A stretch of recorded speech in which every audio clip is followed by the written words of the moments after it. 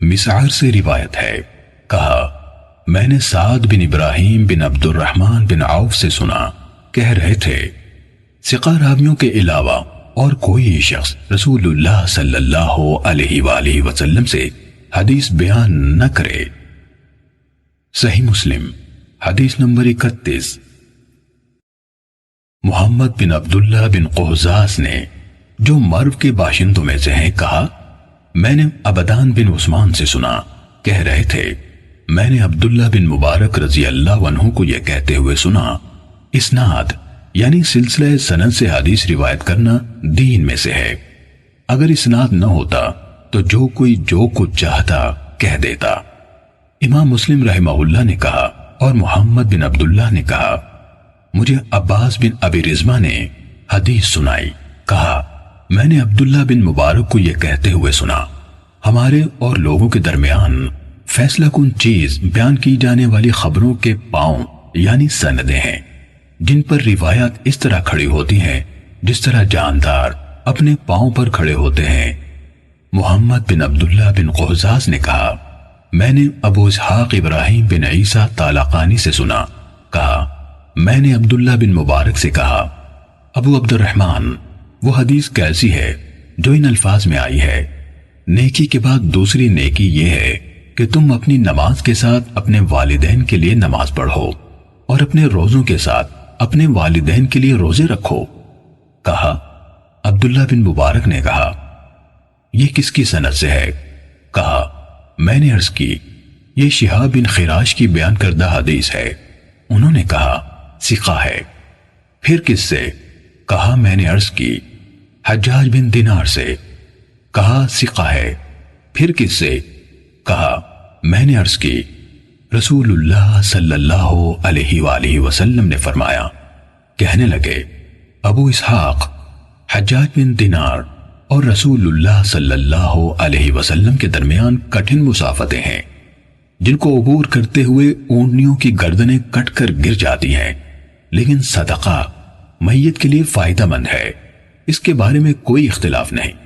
محمد نے کہا میں نے علی بن شقیق سے سنا، کہہ رہے تھے میں نے عبداللہ بن مبارک کو سب کے سامنے یہ کہتے سنا عمر بن ثابت کی روایت کی ہوئی حدیث ترک کر دو، کیونکہ وہ سلف صالحین کو گالیاں دیا کرتا تھا۔ صحیح مسلم حدیث نمبر 32۔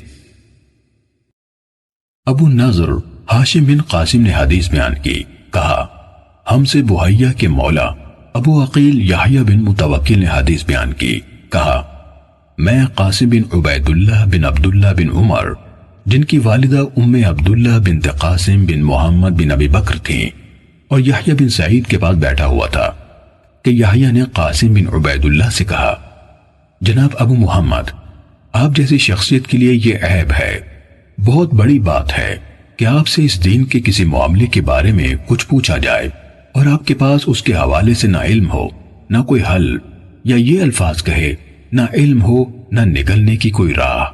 تو قاسم نے ان سے کہا کس وجہ سے؟ یحییٰ نے کہا کیونکہ آپ ہدایت کے دو اماموں ابو بکر اور عمر کے فرزند ہیں۔ کہا قاسم اس سے کہنے لگے جس شخص کو اللہ کی طرف سے عقل ملی ہو اس کے نزدیک اس سے بھی بدتر بات یہ ہے کہ میں علم کے بغیر کچھ کہہ دوں یا اس سے روایت کروں جو ثقہ نہ ہو۔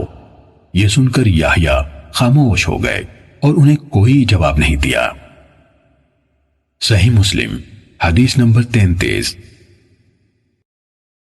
بشر بن حکم عبدی نے مجھ سے بیان کیا، کہا میں نے سفیان بن عیینہ سے سنا، کہہ رہے تھے مجھ سے بہت سے لوگوں نے بحیہ کے مولا ابو عقیل سے سن کر روایت کی کہ کچھ لوگوں نے حضرت عبداللہ بن عمر رضی اللہ عنہما کے ایک بیٹے سے کوئی بات پوچھی جس کے بارے میں ان کے علم میں کچھ نہ تھا، تو یحییٰ بن سعید نے ان سے کہا میں اس کو بہت بڑی بات سمجھتا ہوں کہ آپ جیسے انسان سے جبکہ آپ ہدایت کے دو اماموں یعنی عمر اور ابن عمر رضی اللہ عنہما کے بیٹے ہیں، کوئی بات پوچھی جائے اور اس کے بارے میں آپ کو کچھ علم نہ ہو۔ انہوں نے کہا بخدا اللہ کے نزدیک اور اس شخص کے نزدیک جسے اللہ نے عقل دی، اس سے بھی بڑی بات یہ ہے کہ میں علم کے بغیر کچھ کہوں یا کسی ایسے شخص سے روایت کروں جو ثقہ نہیں۔ سفیان نے کہا ابو عقیل یحییٰ بن متوکل بھی ان کے پاس موجود تھے جب انہوں نے یہ بات کی۔ صحیح مسلم حدیث نمبر 34۔ یحییٰ بن سعید نے کہا میں نے سفیان ثوری، شعبہ، مالک اور ابن عیینہ سے ایسے آدمی کے بارے میں پوچھا جو حدیث میں پوری طرح قابل اعتماد یعنی ثقہ نہ ہو۔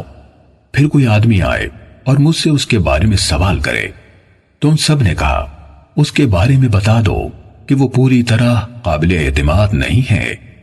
صحیح مسلم حدیث نمبر 35۔ نضر کہتے ہیں کہ ابن عون سے شہر بن حوشب کی حدیث کے بارے میں سوال کیا گیا۔ اس وقت وہ اپنی دہلیز پر کھڑے تھے۔ وہ کہنے لگے انہوں یعنی محدثین نے یقیناً شہر کو مطعون ٹھہرایا ہے، انہوں نے شہر کو مطعون ٹھہرایا ہے۔ امام مسلم رضی اللہ عنہ نے کہا لوگوں کی زبانوں نے انہیں نشانہ بنایا، ان کے بارے میں باتیں کی۔ صحیح مسلم حدیث نمبر 36۔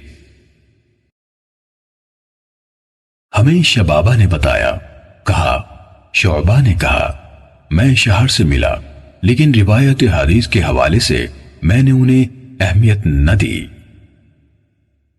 صحیح مسلم حدیث نمبر 37۔ عبداللہ بن مبارک نے کہا میں نے سفیان ثوری سے عرض کیا بلا شبہ عباد بن کثیر ایسا ہے جس کا حال آپ کو معلوم ہے، جب وہ حدیث بیان کرتا ہے تو بڑی بات کرتا ہے، کیا آپ کی رائے ہے کہ میں لوگوں سے کہہ دیا کروں کہ اس سے حدیث نہ لو؟ سفیان کہنے لگے کیوں نہیں؟ عبداللہ نے کہا پھر یہ میرا معمول ہو گیا کہ جب میں کسی علمی مجلس میں ہوتا جہاں عباد کا ذکر ہوتا تو میں دین کے حوالے سے اس کی تعریف کرتا اور ساتھ یہ بھی کہتا اس سے حدیث نہ لو۔ ہم سے محمد نے بیان کیا، کہا ہم سے عبداللہ بن عثمان نے بیان کیا، کہا میرے والد نے کہا۔ عبداللہ بن مبارک نے کہا میں شعبہ تک پہنچا تو انہوں نے بھی کہا یہ عباد بن کثیر ہے، تم لوگ اس سے حدیث بیان کرنے میں احتیاط کرو۔ صحیح مسلم حدیث نمبر 38۔ فضل بن سہیل نے بتایا، کہا میں نے معلّہ رازی سے محمد بن سعید کے بارے میں جس سے عباد بن کثیر نے روایت کی پوچھا تو انہوں نے مجھے عیسیٰ بن یونس کے حوالے سے بیان کیا، کہا میں اس کے دروازے پر تھا، سفیان اس کے پاس موجود تھے، جب وہ باہر نکل گیا تو میں نے ان یعنی سفیان سے اس کے بارے میں پوچھا تو انہوں نے مجھے بتایا کہ وہ کذاب ہے۔ صحیح مسلم حدیث نمبر 39۔ محمد بن ابی عتاب نے کہا مجھ سے عفان نے محمد بن یحییٰ بن سعید قطان سے حدیث بیان کی، انہوں نے اپنے والد سے روایت کی، کہا ہم نے نیک لوگوں یعنی صوفیہ کو حدیث سے بڑھ کر کسی اور چیز میں جھوٹ بولنے والا نہیں پایا۔ ابن ابی عتاب نے کہا میں محمد بن یحییٰ بن سعید قطان سے ملا تو اس بات کے بارے میں پوچھا، انہوں نے اپنے والد سے روایت کرتے ہوئے کہا تم اہل خیر زہد و ورع والوں کو حدیث سے زیادہ کسی اور چیز میں جھوٹا نہیں پاؤ گے۔ امام مسلم نے کہا کہ یحییٰ بن سعید نے فرمایا ان کی زبان پر جھوٹ جاری ہو جاتا ہے، وہ جان بوجھ کر جھوٹ نہیں بولتے۔ صحیح مسلم حدیث نمبر 40۔